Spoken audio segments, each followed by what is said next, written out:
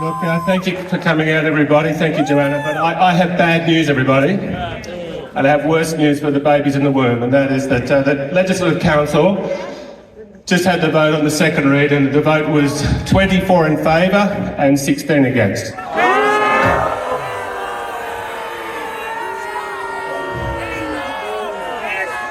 Now we then, that was half an hour ago, I put up 9 amendments with the help of Joanna, and the government and the Greens have said that 4 of those amendments were unacceptable. They were out of the spirit of the bill.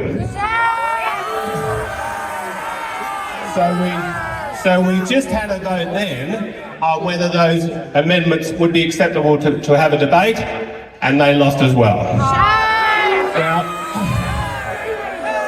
Now I am often a critic of the Liberal Party, but I can tell you most of the Liberal Party members in there did vote the way you wanted them to vote. But I do have to, and so did Mark Latham and Rod Roberts and the shooters. But I was very surprised and shocked and disappointed. The 5 members of the National Party all voted with the Greens. And I've done this before on transgender issues. So if you're out there, I've been reading in the paper lately, the National Party is more conservative than the Liberal Party. I don't see it in the New South Wales Legislative Council.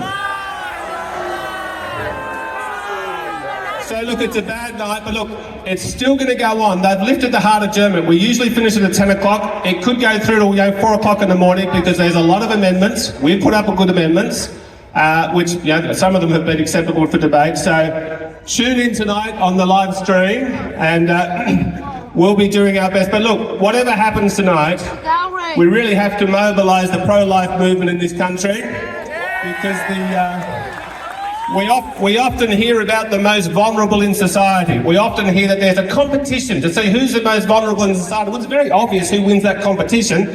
It's the little baby in the womb, because the little baby is voiceless and defenceless. But we know they want to grow. We know that they want to live, because they keep growing. And every single person here had a mother who said, I want to keep this child. And so, look, the last thing I will say is that Australia has got a baby drought. We should be encouraging life as much as possible. It's a massive crisis. We should be encouraging babies, not aborting them. Thanks for what you're doing. The fight goes on.